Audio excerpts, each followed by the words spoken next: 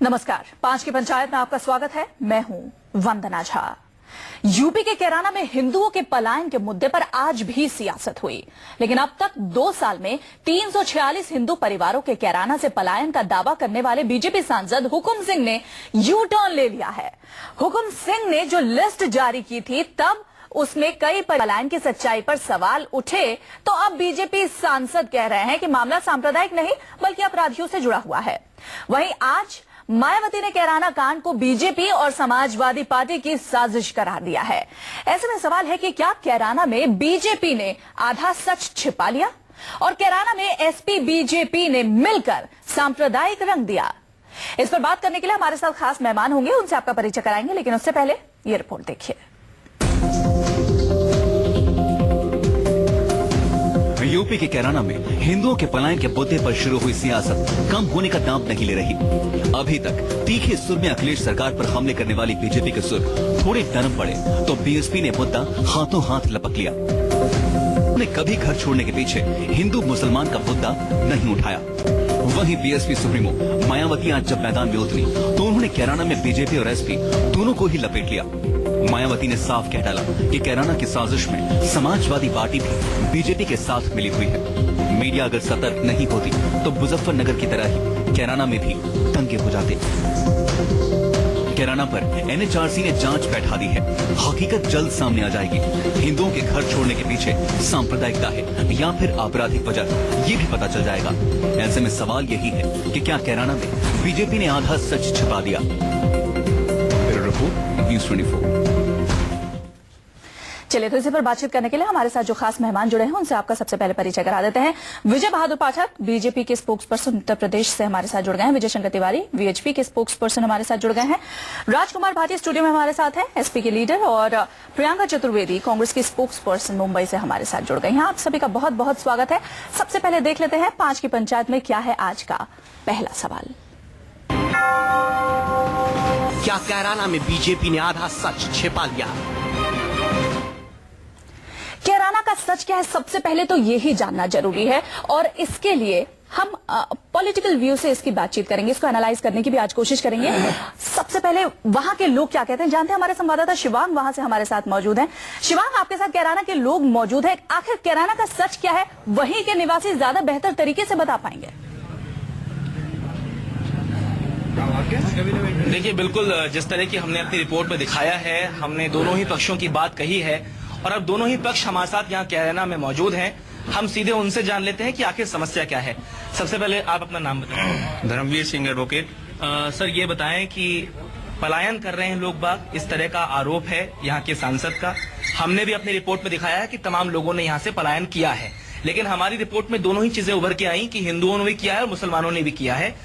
मामला यह है कि एक पक्ष कहता है कि यहाँ रंगदारी मांगी जाती है, दूसरा पक्ष कहता है कि यहाँ रोजगार नहीं है। असल कारण क्या है?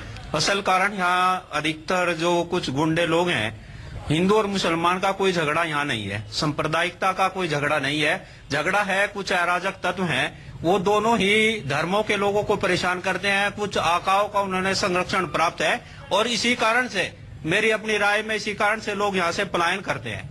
ये रंगदारी की समस्या कितनी गंभीर है यहाँ पे, जिसकी वजह से 346 परिवार जो है पलायन करने पे मजबूर हो गए? देखिए, इस लिस्ट के बारे में मैं कुछ नहीं कहूंगा। परिवार बहुत निकल गए हैं, लेकिन आपको एक बात मैं क्लियर कर देना चाहता हूं कि कैराना में जब जब मर्डर हुआ है, वो व्यापारी का मर्डर हुआ है। व्यापारी का थैला भी छीना है, हत्या भी हुई है, दुकान पे हत्या हुई है और अन्य घटनाएं भी उन्हीं के साथ घटी हैं। कुछ व्यापारी खुलकर सामने नहीं आते और यदि सामान ले जाते हैं तो उसको पैसे नहीं मिलते, वो पीछे कहते हैं, मुंह पे नहीं कहते हैं। ठीक, ये कुछ और भी लोग हमारे साथ यहाँ मौजूद हैं जो दूसरे समुदाय से बिलोंग करते हैं। ये बताएं कि क्या आपका नाम क्या है? ओमपाल सिंह एडवोकेट। यहाँ पे समस्या है? समस्या ऐसी तो नहीं है, जैसे उन्होंने कहा कि दुकानदार का पैसा नहीं देते, सब पैसा भी देते हैं, पैसा देके ही सामान लेते हैं, कोई सांप्रदायिकता नहीं है। वसीम, आप जब मुझसे बात कर रहे थे तो आप कह रहे थे कि पलायन मुसलमान भी कर रहे हैं और रोजगार की समस्या, रोजगार की ही मेन समस्या है। सांप्रदायिकता का यहाँ पे कोई रोल नहीं है। कैराना काम का कोई ऐसी वो नहीं है, ये तो सिर्फ चुनावी एक स्टंट है और कुछ नहीं। चुनावी स्टंट कौन कर रहा है, किसकी तरफ से हो रहा है? ये तो आपको सब देख ही रहे हैं। हुकम सिंह जी इसमें पूरी वो कर रही थी। क्यों ऐसा कर रहे हैं भाई? ये तो वो जाने उनका क्या वो है अंदर राजनीति का, क्या चाह रहे हो क्या नहीं। लेकिन इससे पहले उन्होंने पलायन तो ये था, जब वो झगड़ा हुआ उसमें था लाख बावड़ी वहाँ से वो था पलायन, ये पलायन तो नहीं। बताएं सवाल पूछिए। शिवांग, मैं आपसे जानना चाह रही हूँ, आप भी लगभग 2 दिनों से वहां पर हैं, एक संवाददाता की हैसियत से आप वहां पर हैं, आपने वहां पर क्या देखा 2 दिनों में? आपको कुछ ऐसे लोगों के बीच सांप्रदायिक तनाव या ऐसा कुछ नजर आया है? माहौल बिल्कुल शांतिपूर्ण है, नॉर्मल है? देखिए, नॉर्मल इसको नहीं कहा जा सकता। जो हमने यहाँ पे कवरेज की है, जो हमने यहाँ स्थिति देखी है, वो ये है कि जब हम लोगों ने हिंदुओं से बात की तो उन तमाम लोगों का ये कहना था कि ये सच्चाई है कि काफी ज्यादा तादाद में लोग यहाँ से पलायन करके गए हैं। लेकिन उसका कारण उन्होंने बताया था कि क्योंकि यहाँ पे एक भय की समस्या है, लोग डर में रहते हैं और जैसे कहते हैं कि मुस्लिम डोमिनेंस जो है वो ज्यादा है और रंगदारी हमसे हमेशा मांगी जाती है। लोगों के घरों में खत आते हैं कि आप इतना पैसा भेजें, टेलीफोन आते हैं, और जिन लोगों का नाम लिया गया आज वो जेल से ऑपरेट कर रहे हैं और उनका पूरा संरक्षण जो है वो राज्य का प्रशासन, पुलिस करती है। लेकिन वहीं जब इसका पूरा ये क्योंकि ये अधूरा सच था, तो इसका पूरा सच और दूसरा पहलू जानने के लिए जब हम दूसरे समुदाय के लोगों से मिले तो कहीं भी हमें इस बात की जो है वो निकल के सामने नहीं आया कि सांप्रदायिकता एक यहाँ बड़ा मसला है। मसला यहाँ पे एक तरीके के रंगदारी था। वहीं जो दूसरे तरफ पक्ष थे उनका ये कहना था कि रोजगार जो है वो एक सबसे बड़ी समस्या। ठीक है शिवांग, आप हमारे साथ बने रहिए, जो लोग हमारे साथ हैं उनको भी आप बनाकर रखिए। हमारे साथ जो खास मेहमान है, सबसे पहले हम बीजेपी के स्पोक्स पर्सन के पास चलते हैं, विजय बहादुर पाठक जी। विजय जी, आपने कैराना के लोगों की बात सुनी, शिवांग हमारे संवाददाता उनसे बातचीत कर रहे थे, उनकी बातें पहुंचा रहे थे। साफ वो कह रहे हैं कि यहाँ तो सिर्फ पॉलिसाइज करने की कोशिश की जा रही है, सांप्रदायिकता नाम की तो कोई चीज ही नहीं है। पहले तो बहुत तूल दिया गया कि हाँ वहां पर सांप्रदायिक तनाव हो रहा है, लेकिन अब आपकी पार्टी के जो वहां से सांसद हैं वो खुद ही इस बात से यू टर्न ले रहे हैं। हो क्या रहा है?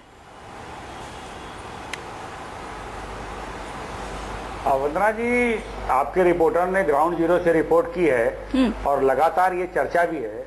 यह सच है न कि वहां रंगदारी के कारण स्थितियां भयावह हो रही हैं, पलायन परिवारों का हो रहा है। अब जो सूची जारी हुई, हुकुम सिंह जी कोई प्रशासनिक अधिकारी नहीं है, क्षेत्र के राजनीतिक कार्यकर्ता हैं, सांसद हैं, उनके पास जो सूची मिली उस उत्तर प्रदेश के मुख्यमंत्री आज एक स्टेटमेंट देते हैं और कहते हैं कि वहां ऐसा कुछ नहीं है। और कल राज्य के एडीजी लॉ एंड ऑर्डर जब ब्रीफिंग करते हैं तो वो कहते हैं कि साहब सीओ शामली और एसडीएम शामली को जांच सौंपी गई है। जब जांच सौंपी गई है तो क्या जांच रिपोर्ट आ गई? अगर जांच रिपोर्ट नहीं आ गई तो राज्य का मुख्यमंत्री अगर एक सिरे से इन सारी चीजों को नकारेगा तो आप अपने सांसद की बात कीजिए ना। आपके सांसद पहले 346 परिवारों के पलायन की बात करते हैं, फिर वो एक नई बात कह देते हैं कि 62 परिवारों का पलायन हुआ है। आपके सांसद किस बिना पर ये बातें कह रहे हैं? वंदना जी, मेरा ये कहना है कि हम ये कह रहे हैं कि आप सवाल आप इस पर कर रही हैं कि हुकुम सिंह ने 346 की सूची क्यों दी। तथ्य ये है कि वहां पर रंगदारी के कारण, वहां पर लॉलेसनेस के कारण परिवारों का सवाल ये है कि बीजेपी ने आधा सच छुपा भी लिया है। सवाल तो ये भी है। ठीक है, भाटी जी, राजकुमार भाटी जी के पास चलते हैं। राजकुमार भाटी जी, सबसे बड़ा सवाल यही है, यहाँ पे अब मायावती भी ये कह रही है कि बीजेपी और समाजवादी पार्टी ये दोनों मिलकर यहाँ पे सांप्रदायिक तनाव फैला रही हैं, सांप्रदायिक दंगे फैलाने की कोशिश की जा रही है और सामने चुनाव को लेकर वो ये भी कह रही है कि बहुत सारी बातें ऐसी थी जो बीजेपी ने छुपा ली, लेकिन असल में कैराना की सच्चाई क्या, ये तो लोग बता रहे हैं।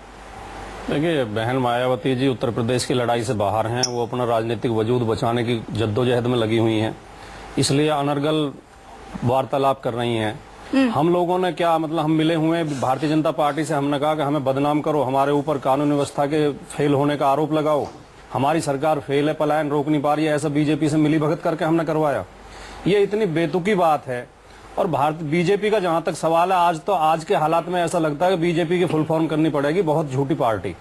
ये इतना झूठ बोलते हैं। अभी मैं लगातार कह रहा हूं कि 346 की सूची, मैंने पहले दिन कहा था कि इसकी कोई जमी हुई है, ये फर्जी सूची है, बोगस है। वो सूची अब बोगस सिद्ध हो चुकी है और ये पार्टी भी बोगस सिद्ध होगी। ये जनता सब समझ रही है, जनता इतनी मूर्ख नहीं है। सूची को बोगस तो उन्होंने खुद ही साबित कर दिया। जी हाँ, खुद तो आप बोल रहे हैं, वो हम तो शुरू के दिन से बोल रहे थे, पहले दिन से बोल रहे थे कि सरकार जांच कराने की बात कर रही है तो आप कर रहे हो बोगस है। जब राजनीतिक नेतृत्व बोगस करार देगा तो अधिकारी जांच कैसे करेगा भाई? बहादुर पाठक जी और राजकुमार भाटी जी, नॉन इशू को इशू बनाने की कोशिश की है। एक मिनट, प्रियंका के पास यहाँ पर चलते हैं। प्रियंका, आपको क्या लगता है कि यहाँ पर क्या पॉलिसाइज करने की कोशिश कर रही है या एक बार फिर से सांप्रदायिक तनाव भड़काने की कोशिश की जा रही है? क्योंकि जातिगत आधार पर सबसे ज्यादा वोट मिलते हैं और यूपी का चुनाव सब है। राजनीतिकरण कर रही है। एक मिनट विजय बहादुर जी, आप देखेंगे अगर अगर आप देखेंगे, एक तरफ मोदी जी वो जो मुखौटा पहने हैं, डेवलपमेंट की बात करते हैं, दूसरी तरफ जो सच्चाई है वो अमित शाह जी की है, जो डिवीजन की बात करते हैं। और इस तरीके का ध्रुवीकरण की बात हो रही है जो हमने मुजफ्फरनगर में देखी थी। और मैं फिक्स मैच समाजवादी पार्टी और भारतीय जनता पार्टी का इसलिए बताती हूँ क्योंकि अयोध्या के समय से दोनों पार्टियों का तालमेल रहा है कि जितना ध्रुवीकरण होता है उतने ही वोट का बंटवारा इन दोनों के लिए आसान होता है। ये हुकुम सिंह कौन है? ये हुकुम सिंह वही हैं जो मुजफ्फरनगर के राइट्स में वन ऑफ द अक्यूज पाए गए थे। तब वो एमएलए होते थे, अब वो एमपी बन गए हैं। वो 300-350 लोगों की सूची जारी करते हैं। अमित शाह ये कह देते हैं एकदम कश्मीरी पंडितों के साथ जो हालत हुई है वही यहाँ पे हो रही है। और सच्चाई क्या है वो आज हुकुम सिंह के मुंह से ही पता चली है। तो जिस तरीके से ये ध्रुवीकरण की राजनीति चल रही है और दोनों का फिक्स्ड मैच चल रहा है उत्तर प्रदेश में, जिसकी वजह से किसी तरीके का विकास नहीं हो पा रहा है उस राज्य में, वो आज लोगों को जानना चाहिए कि कितनी ध्रुवीकरण कर करके ये लोग अपना राजनीति करेंगे और कितनी राजनीतिक फायदा उठाएंगे। अब समय आ गया है ऐसे लोगों को नकारने का और उनको वोट आउट करने का कि फिक्स मैच करते करते पूरे राज्य का विकास में अड़ंगा डाला हुआ है दोनों पार्टियों ने मिलकर। विजय बहादुर जी, मैं आपके पास आऊंगी, लेकिन उसके पहले विजय शंकर तिवारी जी हमारे साथ हैं, उनके पास चलते हैं। विजय शंकर तिवारी जी, जो 346 लोगों की लिस्ट जारी हुई थी उसमें हिंदुओं का पलायन हुआ, मुस्लिमों का भी पलायन हुआ, और दो वजह जो अहम खास सामने आई है। सबसे पहले तो रंगदारी, वहां पर बहुत रंगदारी के लिए लोगों को परेशान किया जाता है। दूसरा, रोजगार वहां पर नहीं है, काफी पिछड़ा इलाका है, पढ़ने के लिए लोग बाहर जाते हैं, अपने बच्चों को बाहर भेजते हैं, पूरा परिवार ही बाहर चला जाता है। तो इसमें इतना पॉलिसाइज करने की क्या जरूरत है? हिंदू मुस्लिम करने की क्या जरूरत है? वंदना, मैं ना श्रीमान हुकुम सिंह जी के बयान पर कोई बात कर रहा हूं और ना ही आपके रिपोर्टर की आंखें देखी हाल के कारण बता रहा हूं, क्योंकि मैं वहां की जमीनी सच्चाई जानता हूं और वहां के लोग जो बाहर गए हैं उनसे भी मैंने बात की है। इस आधार पर मैं बात कर रहा हूं और उनमें काफी सारी चीजें आपके रिपोर्टर ने भी कही है कि वहां रंगदारी होती है। और सबसे बड़ी बात, वहां पर जो बहन बेटियां सुरक्षित नहीं है। और मैं आपको बहुत दिन से एक बात कह रहा हूं कि जो हालत कश्मीर की थी 1980 में इलेक्ट्रॉनिक मीडिया नहीं थे, 1980 में कश्मीर में यही सारी परिस्थिति थी। वहां से बहन बेटियों को छेड़ा जाता था, बलात्कार होता था, लोगों को रंगदारी मांगी जाती थी। आप ये बता रहे हैं कि कैराना कश्मीर बन रहा है तब का? ऐसे कारण है, मैं आपको 100% कश्मीर बन रहा है। आपका रिपोर्टर भी यही कह रहा है। आपको पता है वहाँ के आईजी की रिपोर्ट क्या कहती है विजय शंकर तिवारी जी? आपको पता है वहाँ के आईजी की रिपोर्ट क्या कहती है? रिपोर्ट आपको ये पता है कि नहीं, मैं उनके आईजी, देखो, जो प्रशासन अभी तक उनको सहायता देने में कामयाब न रहा हो तो उसकी बात कैसे मानेंगे? तो आप ये कैसी डीएम का एक खबर, तो बीजेपी ये कैसी सहायता दे रही है कि इसको सांप्रदायिक तनाव में ही डिवाइड कर रही है? आपसे हम और भी जवाब लेंगे, लेकिन उसके पहले 1 मिनट विजय शंकर तिवारी जी, आपको हम मिलवाते हैं उन लोगों से जिन्होंने कैराना छोड़कर अपनी नई जिंदगी बसा ली। उनके जहन में आज भी वो जख्म ताजा है जिनकी वजह से उन्हें कैराना छोड़ना पड़ा था। न्यूज 24 ने ऐसे परिवार को खोज निकाला है जो अपना पुश्तैनी घर छोड़कर कैराना से हरिद्वार में रह रहा है। सुनिए उनका दर्द। तो हमारे टाइम पे तो मेन किडनैपिंग के 1-2 केसेस हुए थे जिससे हमें ज्यादा डर बैठ गया था और बेटी की स्टडीज के लिए हम यहाँ शिफ्ट हुए थे। घर में फर्क नजर आता है? नेचुरली वो तो आएगा, एक बड़ा बंगलो है और आप छोटे से फ्लैट में रह रहे हैं तो नेचुरली ये तो है। अरे जमीन हमारी 70 बीघे जमीन है, हमारे 2 मकान हैं। अब मैं ही तो बेच के चलाया, मैं बुढ़ा था, एक मेरा भाई सर्विस कर है, 70 बीघे जमीन में एक लड़का है, वो है रातों रात को पानी देना पड़ता है 12 पर केले और वहाँ एक भी हिंदू का घर नहीं। अब कोई 1-2 किलोमीटर पर एक हिंदू का खेत है, 3 किलोमीटर पर, और मुसलमान चारों तरफ को। मुसलमान हमें वहाँ रात को नहीं रहने देने। तो आपने सुना यहाँ पर जो लोग पहले ही पलायन कर चुके थे उनका क्या कहना था। जल्दी से देख लेते हैं 5 की पंचायत में क्या है आज का दूसरा सवाल। कैराना में क्या एसपी बीजेपी ने मिलकर सांप्रदायिक रंग दिया? ठीक है, इस पर तो हम पहले भी चर्चा कर रहे थे। विजय शंकर तिवारी जी से हम अभी बात कर रहे थे। विजय बहादुर जी हमारे साथ जुड़े हैं। विजय बहादुर जी, आपने लोगों की वहां पर बात सुनी है, वो कह रहे हैं हिंदुओं के बीच और मुसलमानों के बीच सब कुछ नॉर्मल है, आपस में शांतिपूर्ण तरीके से रह रहे हैं। आप सहमत हैं इस बात से? पॉलिसाइज जिस तरीके से सांप्रदायिक चीजों को उभारा जा रहा था वो चीज तो गलत साबित हो गई, वहां के रहने वाले लोग ही कह रहे हैं।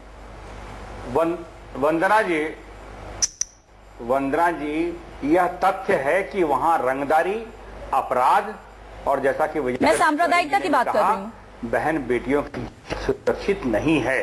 इस तरह की घटनाओं को लेकर के सरकार को संजीदा होना चाहिए। यह घटनाएं लगातार कंप्लेंट हो रही हैं। आप सवाल का जवाब दीजिए। तमाम चैनलों ने विजय बहादुर जी, सवाल का जवाब दीजिए। और आपको नहीं, मैं उसी सवाल को जवाब दे रहा हूँ। सांप्रदायिकता का रंग देने की बात पर आपसे सवाल पूछ रहे हैं और आप रंगदारी की बात पर उसे घुमा रहे हैं। लोग नहीं तो वंदना, आप मुझे ये बताइए सांप्रदायिकता आप कहती किसको हैं? वंदना हमें ये बताइए सांप्रदायिकता। आप रंगदारी को सांप्रदायिकता कहते हैं विजय शंकर तिवारी जी? क्या रंगदारी सांप्रदायिकता है? क्या किडनैपिंग सांप्रदायिकता है? आप इसे सांप्रदायिक रंग देने की जबरदस्ती, और यहाँ न्यूज 24 पर भी बैठकर आप यही कर रहे हैं। आप इसे सांप्रदायिक रंग देने की अभी भी कोशिश कर रहे हैं विजय शंकर तिवारी जी। नहीं, आप बताइए सांप्रदायिकता किसको कहते हैं? आप बताइए, क्या रंगदारी को आप सांप्रदायिकता कह रहे हैं? इसका मतलब तो यही हुआ ना, रंगदारी को, किडनैपिंग को आप सांप्रदायिकता कह रहे हैं। जो आपराधिक घटनाएं वहां पर हो रही हैं।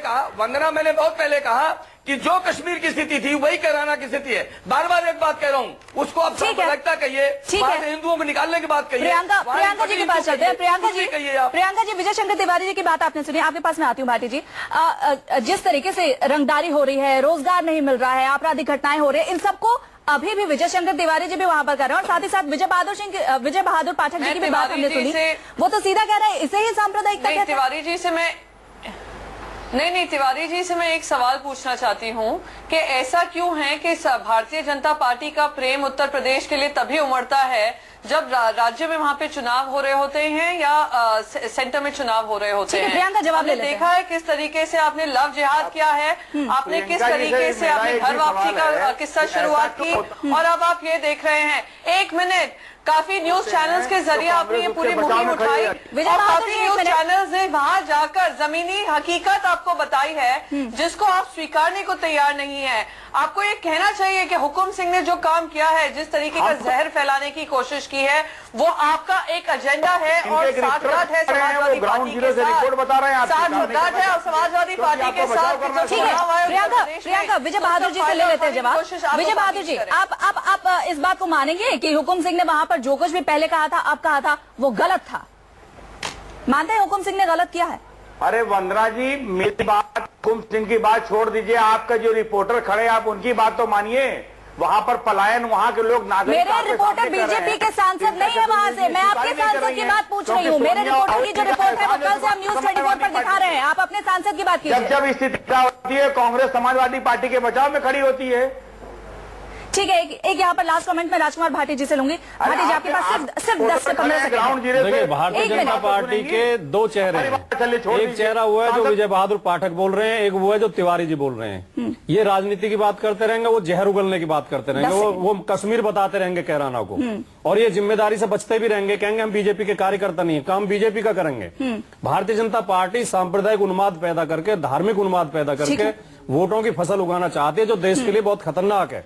जो हिंदू मुसलमान बहुत प्यार से, बहुत आपसी विश्वास के साथ रह रहे हैं, ये उनके बीच में संदेह पैदा कर रहे हैं, उनके बीच में विश्वास पैदा कर रहे हैं। बीजेपी ये मान रही है कि हुकुम सिंह की पहले की जो रिपोर्ट थी उससे वो यू टर्न ले चुके हैं, लेकिन बीजेपी ये मानने से इनकार कर रही है कि हुकुम सिंह ने जो बातें कही हैं, जो बातें की हैं, वो बातें गलत है। हमारे तमाम खास मेहमान विजय बहादुर पाठक, विजय शंकर तिवारी, राजकुमार भाटी और प्रियंका चतुर्वेदी, आप सबका बहुत बहुत शुक्रिया। साथ ही साथ हमारे संवाददाता जो कि खुद कैराना में मौजूद थे, शिवांग, वो भी वहां की असलियत हमें बता रहे थे। शिवांग, आप लोगों से और भी बात कीजिए, कुछ और बातें जो भी निकल कर आती है वो दर्शकों तक हमारे जरिए जरूर पहुंचाइए। 5 की पंचायत में आज के लिए बस इतना ही। आप देखते रहिए न्यूज 24।